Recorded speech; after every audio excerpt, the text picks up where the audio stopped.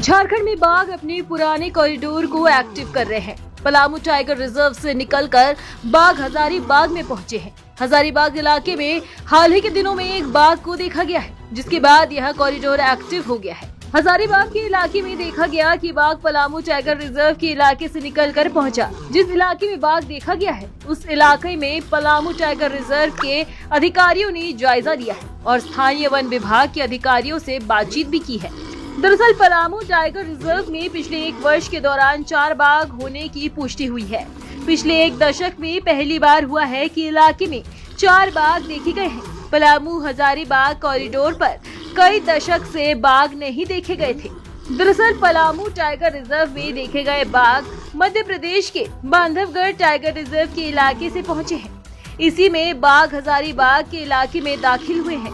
मध्य प्रदेश के Bandhavgarh tiger reserve, Chhattisgarh के Sanjay Dhubri tiger reserve और पलामू टाइगर रिजर्व एक दूसरे से जुड़े हुए हैं। पूरा का पूरा इलाका करीब 400 से 500 किलोमीटर का कॉरिडोर है। यहाँ बाघों के सबसे पुराने कॉरिडोर में से एक है। यही कॉरिडोर झारखंड के हजारीबाग और सारंडा के इलाके से जुड़ा है। पलामू टाइगर रिजर्व से चतरा के लावालौंग होते हुए हजारीबाग तक यह कॉरिडोर है। यह कॉरिडोर में 220 से अधिक गांव हैं। बाघ को लेकर अधिकारियों ने स्थानीय ग्रामीणों से भी बातचीत शुरू की है। ग्रामीणों को भी बाघ को लेकर जागरूक किया जा रहा है। यह कॉरिडोर ऐतिहासिक है।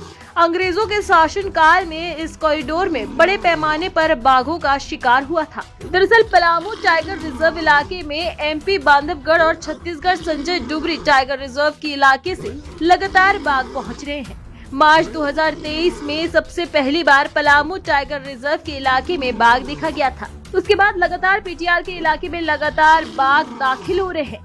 यही बाघ पीटीआर से निकलकर हजारीबाग, लोहरदगा और लातेहार के अन्य इलाके में दाखिल हो रहे हैं। एक लंबे अरसे के बाद इस कॉरिडोर में बाघ की मौजूदगी हुई है। हजारीबाग के इलाके में देखा गया बाघ पीटीआर से गया है। इलाके में निगरानी रखी जा रही है। हजारीबाग वन आश्रयनी में बाघ को घूमते देखा गया है। इसका वीडियो भी वन विभाग के द्वारा जारी किया गया है। 4 दशक के बाद वन आश्रयनी में बाघ की वापसी हुई है।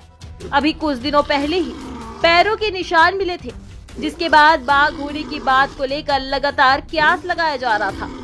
कई जानवरों की मौत भी हुई थी। सोमवार को डीएफओ अवनीश कुमार चौधरी ने वीडियो जारी कर इसकी पुष्टि कर दी है। बाघ के जंगल में घूमते करीब 1 मिनट का वीडियो भी जारी किया गया है। क्या स्थिति है, क्या इसकी पुष्टि होती है, कहां से आया सर? हजारीबाग में क्या संभावना दिखती है?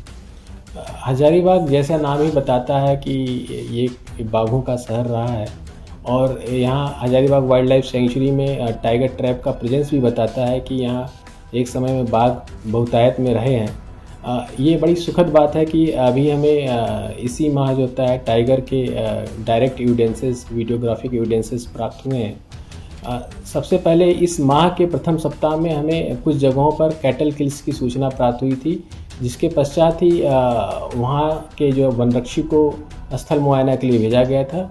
उस स्थल मुआयना पे उन्होंने उस कैटल किल्स का फ़ोटोग्राफ्स और वहाँ पाए जाने वाले पगमास के फ़ोटोग्राफ्स हमें भेजे थे, जिसको वन्य प्राणी संस्थान के टाइगर सेल्स में भेजा गया और जहाँ से ये प्रथम दृष्टया पुष्टि हुई कि इसके साइज़ के आधार पे यह टाइगर ही है। इसके पश्चात पुनः कुछ दिनों के बाद हमें कुछ टाइगर्स के पगमार्क्स प्राप्त हुए और तत्काल एक टीम का गठन किया गया। पूरे क्षेत्र में तकरीबन 9 जगहों पे कैमरा ट्रैप्स लगाए गए, पगमार्क्स इंप्रेशन पैड्स बनाए गए और जिसके पश्चात ही पेट्रोलिंग टीम के द्वारा एक डायरेक्ट एविडेंसेस के रूप में टाइगर्स को देखा गया और ये बड़ी सुखद बात है।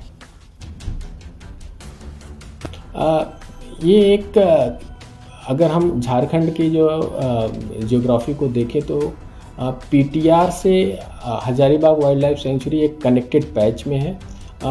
मध्य प्रदेश संभवतः या मध्य प्रदेश छत्तीसगढ़ का टाइगर है जो पीटीआर पहुंचा और वहां से फिर होते हुए लाओलांग होते हुए ये हजारीबाग में आया है।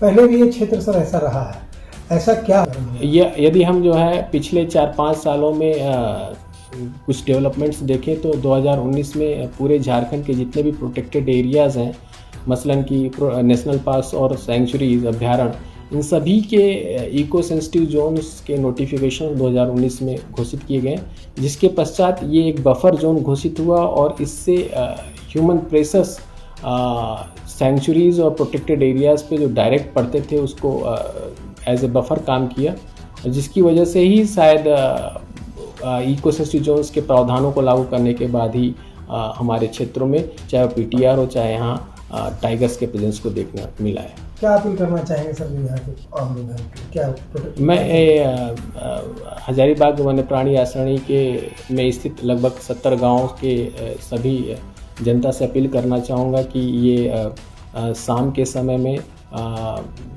सूर्य ढलने के बाद जो है अकेले ना घूमें, साथ ही साथ जो अपने कैटल्स को है, मवेशियों को तय जंगल में चराने के लिए ना छोड़ें। वीडियो देखने के लिए लाइक करें, सब्सक्राइब करें, साथ ही बेल आइकन दबाना न भूलें।